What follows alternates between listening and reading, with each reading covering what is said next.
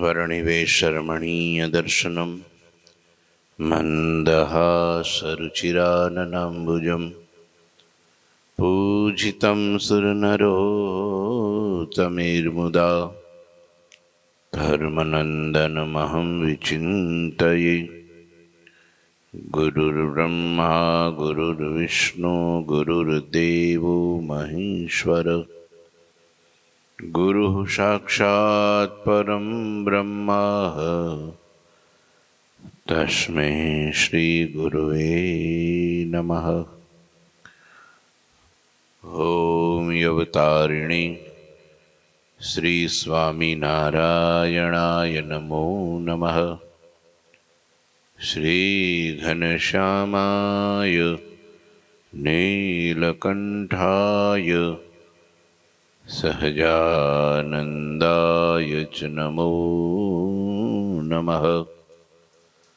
हरि कृष्णाय परम ब्रह्मणे च नमो नमः। श्री सद्गुरु चरण कमलेभ्यो नमो नमः। बोलो श्री स्वामीनारायण भगवाननी जय। श्री ठाकुर जी महाराजनी जय। श्री हरि कृष्ण महाराजनी जय। श्री घनश्याम महाराजनी जय। श्री सद्गुरुदेवनी जय। श्री 500 परमहंसनी जय। जय श्री स्वामीनारायण। श्री पुरुषोत्तम चरित्र अध्याय 39। सद्गुरु मुक्त मुनि महामुनि मुक्तानंद स्वामी वर्णी ने 5 प्रश्नों जवाब आपे छे। तेमा जीव, ईश्वर, माया अने ब्रह्म तत्वનું निरूपण कर्યું છે। હવે ब्रह्म तत्व पछी परब्रह्मનું निरूपण करशे। छेल्ले ते ब्रह्म जीव तत्व, ईश्वर तत्व अने माया तत्वना प्रकाशक छे। ये अक्षर ब्रह्म सर्वना आधार ने सर्वथी न्यारा छे। आवुं ए ब्रह्मनु स्वरूप श्रुतिओए कह्युं छे। हवे परब्रह्मनु स्वरूप कहे छे। परब्रह्म को रूप सुनाओ, कहते जिनको पार न पाऊं। श्री नारायण वासुदेवा, अखंड अकड़ित अरु अभेवा। स्वतंत्र स्वयं प्रकाशक सोई, दिव्य मूर्ति आनंदमय होई। विष्णु कृष्ण अच्युत सो कहिए, पुनि अव्यय इनको गनी लइए। पुनि अव्यय इनको गनी लइए। हवे हूँ परब्रह्मनु स्वरूप संभळावुं छुं। स्वामी कहे छे जेनो कहता पार पमाय तेम नथी, ते परब्रह्म श्री पुरुषोत्तम नारायण वासुदेव छे। ते अखंड छे, अकळ छे अने अजोड़ छे। स्वतंत्र स्वयं प्रकाश, दिव्य मूर्ति, अविकारी अने आनंदमय छे। ते परब्रह्म विष्णु कृष्ण अच्युत एवा नाम थी कहवाय छे। आ परब्रह्मनु स्वरूप छे। अलग अलग एना नामो छे। हरि तारा नाम छे 1000, कया नामे लखवी कंकोत्री। लखवी होय तो लखाय, बाकी 1000 नाम होय तो एमांथी एकाद नामे लखी नखाय। पण पछी एम न कहेवाय कया नामे लखवी कंकोत्री। पण आ तो एक भक्ति भाव छे। भक्तने भावना छे के मने गूंचवण थाय छे के आ नाम लखूं के आ नाम लखूं के आ नामे लखूं। પણ લખી નાખે તો પહોંચી પણ જાય, કારણ કે હરિના નામ અનંત છે, જે અસંખ્ય છે. 1008 તો સર્વમંગલ નામાવલીમાં વિષ્ણુ સહસ્ત્ર નામમાં લખ્યા છે. એ સિવાય નહીં અનંત નામો ભગવાનના છે. પરબ્રહ્મ પુરુષોત્તમ વાસુદેવ એને કહે છે. વાસુદેવ એટલે શું? જે સમગ્ર બ્રહ્માંડો જે છે એમાં જેમાં વસેલા છે, અથવા જે સમગ્ર બ્રહ્માંડોમાં વસેલા છે, એનું નામ વાસુદેવ. બધું જ ભગવાનમાં છે અને બધે જ ભગવાન વસેલા છે. એક અણુના કરોડ ટુકડા કરો તો કરોડે કરોડ ટુકડાની અંદર પરમાત્માનો વાસ છે. એટલે આપણે ગુરુજી કહે છે ને, અણુ પરમાણુમાં એક મારો મહારાજ છે. લ્યો, એમ પરમાત્મા વાસુદેવ પુરુષોત્તમ, પુરુષોમાં ઉત્તમ એવं નામ પુરુષોત્તમ. ઘણા પુરુષો આપણા વેદોમાં, ઉપનિષદોમાં, પુરાણોમાં એનું વિવેચન છે, વચનામૃત વગેરે ગ્રંથોમાં છે. વિરાટ પુરુષ, ત્યાર પછી પ્રકૃતિ પુરુષ, પ્રધાન પુરુષ, આ બધા પુરુષો છે, ઈશ્વર તત્વ છે. હા, એમાં પણ ઉત્તમ પુરુષ એટલે પુરુષોત્તમ છે. અને અખંડ છે, એ અકળ છે, એના ખંડ નથી થતા, ટુકડા નથી થતા. અકળ છે, ન કળી શકાય એને. હા, બાકી તો લોકો ને દ્વેષ કરવો હોય તો ગમે રીતે કરે, પણ એને કળવા દુર્લભ છે. અકળ. એક આ દુનિયાના જે કે ને હાથ ચાલાકી કરે, જાદુ વિદ્યા કરે, કિમિયાગીરી કરે, એની એક નોટની કળાને પણ જો ન કળી શકાય. તમે જો ઘણી વાર મોટા એવા જાદુગર હોય ને, તો આમ પાર્કિંગમાં પડેલી કારને સ્ટેજ ઉપર મૂકી દે. કોકના ખોળામાં છોકરું બેઠું હોય ને, એને સ્ટેજ ઉપર લઈ લે, ખબર ન પડે ક્યાંથી કેવી રીતનું લીધું એ. જોયું તમે? આ એક પ્રકારની કળા છે. જ્યાં નટ હતો, એક નટ પોતાની પત્ની સાથે એક રાજા પાસે આવ્યો. મહારાજને કહે છે કે તમે આ મારી પત્નીને સાચવો, હું જાઉં છું યુદ્ધમાં. કયા યુદ્ધમાં? દેવો ને દાનવોનું યુદ્ધ થાય છે, એમાં દેવોના પક્ષે મારે લડવાનું છે. હું પાછો આવું છું, મારી પત્ની પાછી મને સોંપી દેજો. ત્યાં સુધી એના ધર્મનું તમે રક્ષણ કરજો, એનું રક્ષણ કરજો. ભલે. નટ તો આકાશમાં ઉડતો વયો ગયો, બધાના દેખતા. પણ થોડી વાર થઈ એટલે બધાના દેખતા એના એક એક અંગો કપાઈને નીચે પડ્યા. હાથ, પગ, માથું, જે કઈ અંગો હતા એ નીચે પડ્યા. પત્ની ઓળખી ગઈ કે આ તો મારા પતિના અંગો છે. ત્યારે ખ્યાલ આવ્યો કે યુદ્ધમાં મારો પતિ શહીદ થયો છે, મરાયો છે. હવે હું પતિવ્રતા નારી છું, માટે મારા પતિના અંગોને હું ખોળામાં લઈ ચિત્તામાં સળગી જઈશ. ને ખરેખર એમ જ કર્યું. પત્ની તો પોતાના પતિના અંગો સાથે ભાળ ભાળ બળી ગઈ. આ બધું થાળે પડી ગયું. ત્યાં થોડી વાર થઈ, ત્યાં પેલો નટ આવ્યો. મહારાજ વિજય થયો, દેવોના પક્ષમાં વિજય થયો છે, ધન્યવાદ છે, બહુ બહુ આનંદ થયો. પણ હવે તમે મારા પત્નીને મને પાછા સુપ્રત કરો. રાજા કહે છે કે ભાઈ, કેવો તું ને કેવી તારી પત્ની? તું ગયો તો, તું મર્યો, અંગો બધા પડ્યા, આ બધા એના સાક્ષી છે. તારી પત્ની ચિત્તા ઉપર ચડી ગઈ, બળી ગઈ, એના પણ સાક્ષી છે. કે ના મહારાજ, તમારું મન લલચાયું એવું લાગે છે,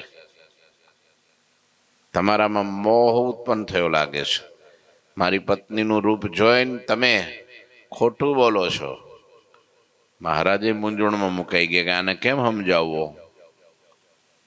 તારે કે છે પણ આ બધા આખું ગામ સાક્ષી છે ને, આખું નગર સાક્ષી છે ને. તો કે હું ન માનું તો પછી ક્યાંથી લાવું તારી પત્નીને? હવે તો કે તમારા સિંહાસન પાછળથી. કે મારા સિંહાસન પાછળ ન્યા ક્યાંથી હોય? તો કે જો લઈ આવું. અને આને વિદ્યા વાપરી, સિંહાસનની પાછળ જઈ બાવડું પકડી લઈ આવ્યો, હાજર કરી દીધી કે લ્યો આ કોણ છે કે. તારે તો બધા મૂંઝવણમાં મુકાઈ જાય ને. રાજાને થયું કે ભાઈ આ કાંઈ કળાતું નથી. ત્યારે નટે કીધું કે આથી મારી અકળ કળા છે. હા, આ બધી આ તમને બતાવવા માટે, બાકી તમે ખોટા નથી, તમે બરાબર છો. આ તો મારી કળાનું પ્રદર્શન કર્યું. એક નટની કળાને માણસ જો ન કળી શકે તો નટનાગર પરમાત્માની કળાને આ જીવ કેમ કળી શકે? ક્યારે કોના અર્થે કયા રીતની કઈ વાત કરી હોય એ તો ભગવાનને ભગવાનના મહાપુરુષ જાણે. ક્યાં કેનો મહિમા બતાવવો હોય, ક્યાં કોની વાત કરવી હોય, અને ઈ પછી જો એનો વિરોધ કોઈ કરે, મહાપુરુષોએ લખેલી વાતો, એના ચરિત્રોને, એના ગ્રંથોનો કોઈ વિરોધ કરે તો એ મહાપુરુષનો દ્રોહી છે. એને લખ્યું હોય, કયા અર્થમાં લખ્યું હોય, કોઈની નિંદા માટે ના લખ્યું હોય, કોઈની ટીકા માટે ના લખ્યું હોય, કોઈને નીચા બતાવવા ના લખ્યું હોય. બધા પોતપોતાના સ્થાનમાં વંદનીય છે, પૂજનીય છે, મહાન છે. પણ ક્યાં કોનું કેમ પ્રતિપાદન કર્યું હોય. ભગવાન કૃષ્ણની મૂર્તિઓ સ્વામિનારાયણ ભગવાને દરેક મંદિરોમાં પધરાવી છે, તો એ કયા હેતુથી પધરાવી હોય એ મહાપુરુષો પાસે જઈને બેસીને સમજવું પડે. પછી દુનિયા ટીકા કરે એમ આપણે ટીકા કરાય નહીં. પૂજનીય છે, વંદનીય છે, માનનીય છે, આદરણીય છે. બધાય પોતપોતાના સ્થાનમાં શ્રેષ્ઠ છે. પણ પતિવ્રતાની ભક્તિ એમ કે છે કે મીરાબાઈ કે છે કે મેરે તો ગિરધર ગોપાલ દૂસરો ના કોઈ. એનો અર્થ મીરાબાઈએ દરેકની નિંદા કરી છે. બધાને નીચ દૂસરો કોઈ હોય જ નહીં મારા માટે, બીજો કોઈ જ નહીં. એટલે એ મીરાબાઈએ કૃષ્ણ સિવાય બધાને નીચા બતાવ્યા છે? હે ના, એની ભક્તિ છે, પ્રેમ દીવાની છે. પતિવ્રતા નારીને પોતાના ધણી સિવાય કઈ દેખાય નહીં. હા, કોઈ દેરિયા હોય, કોઈ જેઠિયા હોય, કોઈ હગાવાલા હોય, ગમે હોય, પણ પતિ જેવા તો ન જ હોય ને કોઈ. એમ કે મારે બધાય હરખા, એને પતિવ્રતા કહેવાય? એમ જ્યારે મર્મમાં વાતો, સિદ્ધાંતની વાતો, આશરાની વાતો, નિષ્ઠા અને નિશ્ચયની વાતો લખી હોય એને ક્યારે કયા અર્થમાં લેવી એ બહુ સમજવું જોઈએ. ગીતામાં શ્રી કૃષ્ણ ભગવાને કીધું છે મારા સિવાય કઈ છે જ નહીં. મામ એવ પ્રપદ્યન્તે માયા મેતામ તરંતી તે સર્વ ધર્માન પરિત્યજ્ય મામેકમ શરણમ વ્રજ. ભગવાન એનો અર્થ કઈ બધાનો દ્રોહ નથી કર્યો. હા, એક સાચી અનન્ય ભાવની ભક્તિ બતાવી છે. અનન્યાસ ચિંતયંતો મામ એ જનાહા પર્યુપાસતે તેષામ નિત્યાભિયુક્તાનામ યોગક્ષેમ વહામ્યહમ. પતિવ્રતા નારીને પોતાનો પતિ એ જ પુરુષ ગણે ને, બાકી બધી અબળા. બાકી બધી તે શું જગતમાં પુરુષ કોઈ નહીં હોય? હે ભાઈ, આખું જગત ભર્યું પુરુષોથી, પણ પતિવ્રતા નારીને માટે પુરુષ કોણ? એનો ધણી એ જ પુરુષ, બાકી બધી હા અબળા. તો હું બધા પુરુષોનું એને અપમાન કર્યું છે? ના, એવું નથી. આ એની નિષ્ઠા છે, એની એના પ્રત્યેની ભક્તિ છે. તો આયા પરબ્રહ્મ પુરુષોત્તમ નારાયણની એક ઉપાસના, એના માટે એનું સર્વોપરીપણું કયું છે, શ્રેષ્ઠતા દર્શાવી છે. અલગ અલગ નામો કીધા છે, અંતે એક જ છે. કોઈ પણ નામે તમે પોકારો, હરિ તારા નામ છે હજાર, કયા નામે લખવી કંકોતરી. કોઈ તને રામ કહે, કોઈ રાધે શ્યામ કહે, કોઈ કહે નંદનો કિશોર, કયા નામે લક્ષ્મી કંકોતરી. હે, કોઈ કને હરિ કે કોઈ હરિકૃષ્ણ કહે, કોઈ કહે નીલકંઠ મહારાજ, કયા નામે લક્ષ્મી કંકોત્રી. અલગ અલગ પરમાત્માના નામ છે, પણ ઉપાસ્ય સ્વરૂપ છે, આરાધ્ય સ્વરૂપ છે, સેવ્ય સ્વરૂપ છે, ધ્યાન કરવા લાયક છે, ભજન કરવા લાયક, ભક્તિ કરવા લાયક તો એક ધ્યેયો નારાયણો હરિ. લો વેદવ્યાસ ભગવાને લખ્યું, બોલો, પોતાના પુરાણમાં. હા, બાકી એને જ બધી કથાઓ, અનંત દેવી દેવતાઓની કથાઓ, અવતારોની કથાઓ, મોટા મહાપુરાણો રચ્યા. તમે જો મત્સ્ય પુરાણ ને, ગરુડ પુરાણ ને, ભાગવત પુરાણ ને, નારદ પુરાણ ને, કેટલા પુરાણો લખ્યા. 18 તો મુખ્ય, પછી એ સિવાયના બીજા ઉપપુરાણો કહેવાય, જેને ઉપપુરાણો, એ કેટલા લખ્યા અલગ અલગ. દેવી ભાગવત ને બધું જો ને, કેટલા પુરાણો છે ને અલગ અલગ. પણ તોય છેલ્લે શું કીધું? ધ્યેયો નારાયણો હરિ. આ બધાનું જ્યારે ચિંતન મનન કર્યા પછી, સંશોધન કર્યા પછી એક વસ્તુ તારણ કાઢ્યું કે ધ્યાન કરવા યોગ્ય તો એક નારાયણ છે, ભજન કરવા યોગ્ય તો એક.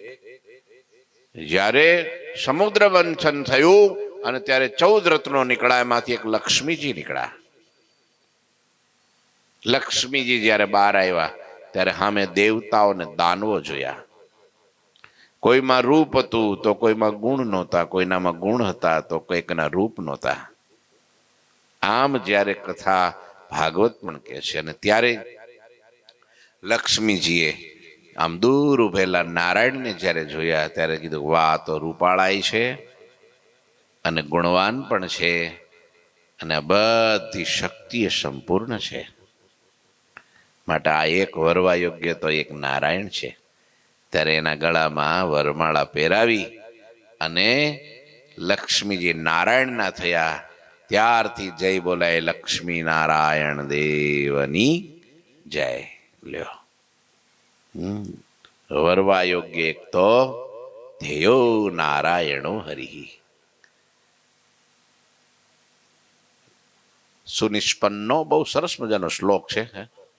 આલોક્ય સર્વશાસ્ત્રાણામ વિચાર્ય ચ પુનઃ પુનઃ.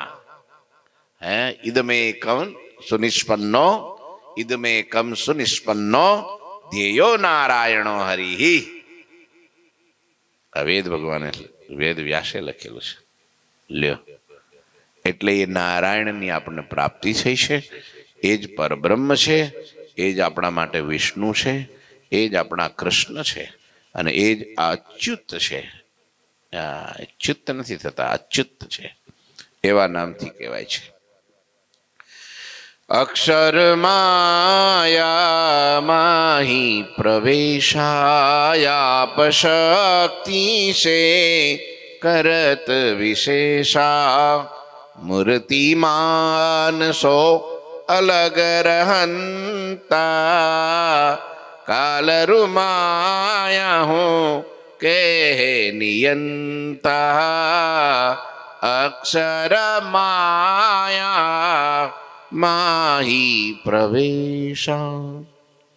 એ પરમાત્મા પોતાની વિશિષ્ટ શક્તિએ કરીને અક્ષર અને માયામાં પ્રવેશ કરીને રહેલા છે.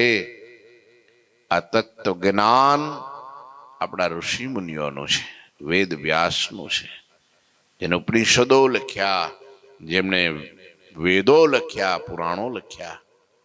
એ તત્વજ્ઞાન સ્વામિનારાયણ ભગવાન અને એમના સંતોએ માન્ય કર્યું છે. હા, એને અનુસર્યું છે, એને સત્ય માન્યું છે અને એમાં લખ્યું છે એ જ પ્રમાણે છે કે પરમાત્મા પોતાની વિશિષ્ટ શક્તિએ કરીને અક્ષર અને માયામાં પ્રવેશ કરીને રહેલા છે.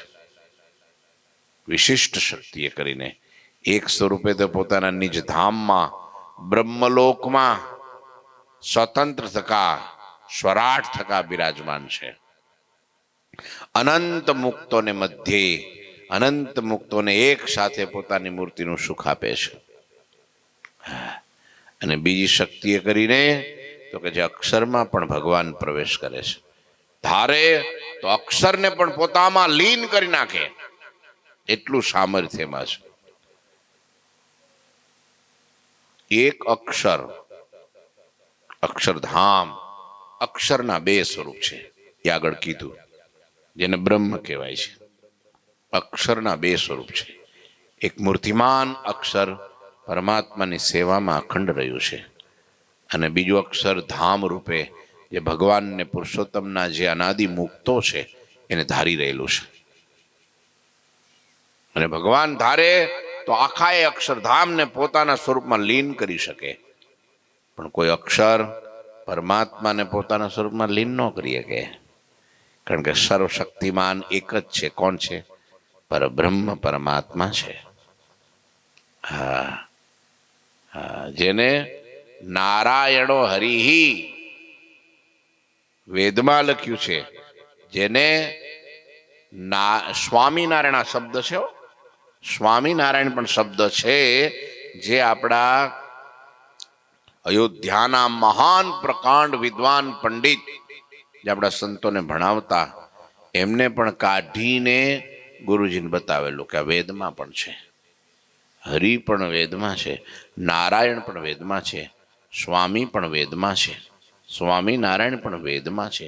એટલે જ આપણા નંદ સંતોએ આદિ ગુરુદેવ સ્વામી શ્રી મુક્તાનંદ સ્વામી, ગોપાળાનંદ સ્વામી, નિત્યાનંદ સ્વામીએ મહા મોટા શાસ્ત્રાર્થો કરેલા આના વિશે. એ આપણા ગ્રંથોમાં કથાઓ લખાણેલી છે.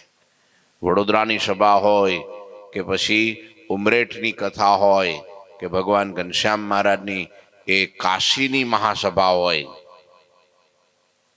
કે આપણા મહાન વિદ્વાનો હમણાં સુધી ગુરુજીએ તો જેમને સેવેલા છે, જેમને પૂજેલા છે, જેમની ભેગા વર્ષો સુધી રહેલા છે, એવા વિશ્વના પ્રકાંડ વિદ્વાન પંડિત કૃષ્ણ વલ્લભાચાર્યજી મહારાજ, જેમને ગ્રંથો સંસ્કૃતમાં લખેલા આજ પણ કાશીની યુનિવર્સિટીઓમાં વિશ્વ મોટા કહેવાય છે ને, સંપૂર્ણાનંદ વિશ્વવિદ્યાલય જેવા મહાન, જેમાં લાખો વિદ્યાર્થીઓ સ્ટડી કરતા હોય, એમાં પોતાના લખેલા પાઠ્યપુસ્તક તરીકે પુસ્તકો ઉપયોગ થાય છે. લ્યો, કિરણાવલી વગેરે ઘણા બધા ગ્રંથો છે એમના. હા, બ્રહ્મ રસાયણ ભાષ્ય લખ્યું છે. બ્રહ્મ રસાયણ ભાષ્ય બહુ ભાગોમાં લખેલું છે. વાંચે તો ખબર પડે. આ તો બધું જ્ઞાની છે, જ્ઞાની મિલે તો કરે જ્ઞાન કી બાત, और गद्दे से गद्दे मिले तो करे लातम लात, ऐसी बात है. इसमें क्या भाई, એ આંબાના સ્વાદને ખાખરાની ખિસકોલી, શું જાણે ભાઈ, મારા ભાઈ શું જાણે. ઊંઘી ન જતા તત્વજ્ઞાનની વાતો છે. આ કાળજા તોડી નાખે ને ખોલી નાખે ને, આખો જીવ જાગી જાય એવી વાતો છે આ. હા, આ જ સાચી વાતો છે. સમજ્યા? આ સાચી વાતો છે. વિશિષ્ટ શક્તિએ કરીને અક્ષરને માયામાં ભગવાન પ્રવેશ કરે તો એ માયાને પણ અક્ષર રૂપ કરી નાખે. માયા અંધકારમય છે, માયા અનાદિની છે, માયા મહાદુઃખકારી છે, પણ ભગવાન પ્રવેશ તો કરે તો સુખકારી થઈ જાય. આ જગતમાં બધું આ ખુરશી માયા જ છે ને, માયામાંથી જ ઉત્પન્ન થઈ છે, પણ તમારા ભગવાનના ભક્તોને જુઓ સુખકારી થઈ ગઈ. સરસ બેહવાની કેવી સાનુકૂળતા આપે છે. આ બધી વસ્તુ પદાર્થ ભગવાનને અર્થે કામ લાગે એટલે સુખકારી થઈ ગયું. લ્યો, બાકી તો બધું જ માયામાંથી ઉત્પન્ન થયેલા આકાર માત્ર મિથ્યા છે, દુઃખના મહાકારણ છે. પણ જો ભગવાનને અર્થે ઉપયોગ થઈ જાય, આંખ માયામાંથી ઉત્પન્ન થઈ છે પણ ભગવાનના દર્શન કરાવે છે, સુખકારી થઈ ગઈ. જોયું? કાન ભગવાનને કથા સંભળાવે છે. જોયું?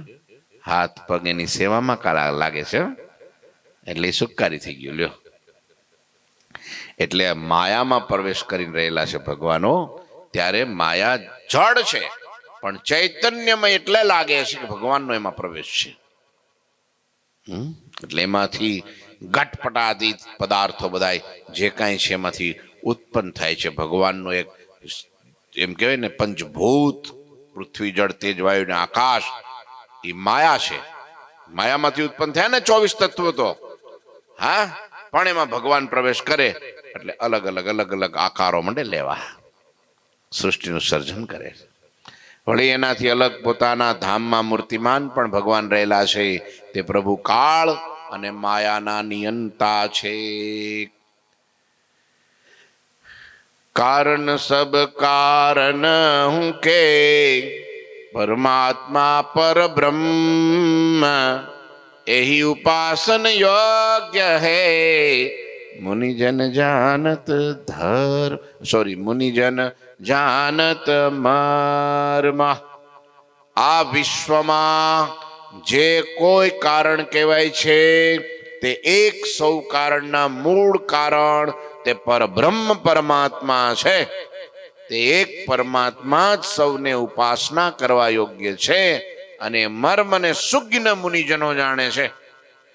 બાકી એલી ફેલીના તો મગજમાં જ નથી આવતી આ વાત ને, એને તો સમજવી મહા મોટું દુર્લભ છે. અજ્ઞાની માણસને સમજવું એટલે છે ને નેવાના પાણીમાં ભારે ચડાવવા જેવું, લોઢાના ચણા ચાવવા જેવું કઠણ છે. એને ક્યાંથી સમજાય બિચારો? આમાંથી અહીંથી ડુગડુગ આમ તેની આઘી પાછી કરવામાં જ નવરો ન થાય. એ ભગવાનને હું ધૂળ ઓળખે? હે, લોકોની નિંદા ટીકા ને હલકા બતાવવા ન કરવાનું કરવું, એન તેન પોતાનું અભિમાન જ પોષવું, પોતાના સ્વભાવને જ પોષવા. હે, હું જ હાચો, મારો કક્કો જ હાચો. આવું જ્યારે ખેંચા તાણ ને અહમ ને મમત્વમાં રાચતા લોકોને આ પરબ્રહ્મ તત્વ હાથમાં આવતું નથી. બધાયથી પર થઈ જાય, રાગ દ્વેષથી પર થઈ જાય. હે, શ્યારામ મય સબ જગ જાની કરું પ્રણામ જોગી જોરી જુગ પાની. જહાં દેખું વહાં રામજી બીજું ન ભાષે રે. ભાત પડે ને ભૂલે નહીં અનુભવ ઉજાશે રે. અનુભવીને અંતરે રામ ભાષે રે. અનુભવી પુરુષોની વાતો છે. આ સમાધિ અવસ્થાની બધી વાતો છે. દેહમાં રાચનારાને આ કાંઈ આવતું નથી. બાકી લોકો બોલનારા બોલે, એ કુત્તે ભસે હજાર ને હાથી ચલે બાजार. क्या उसको फैर पड़ता है भाई? कुछ फर्क पड़ता है? कुछ नहीं पड़ता है. इसलिए આ વિશ્વમાં જે કોઈ કારણ કહેવાય તે સૌ કારણના મૂળ કારણ પરબ્રહ્મ પરમાત્મા, તે એક પરમાત્મા જ સૌને ઉપાસના કરવા યોગ્ય છે. એ મર્મ ને સુજ્ઞજનો જાણે છે. લ્યો રાખો અહીંયા, હવે રાખો. તમારું જય મહારાજ બોલાઈ ગયા એટલે મારે જય બોલવાનો ટાઈમ થઈ ગયો. બોલો ઠાકોરજી મહારાજની જય. શ્રીપતિમ શ્રીધરમ સર્વદેવીશ્વરમ ભક્તિ ધર્માત્મજમ વાસુદેવમ હરિ માધવમ કેશવમ કામદમ કારણમ સ્વામિનારાયણમ નીલકંઠમ ભજે. શ્રી ઠાકોરજી મહારાજની જય. જય શ્રી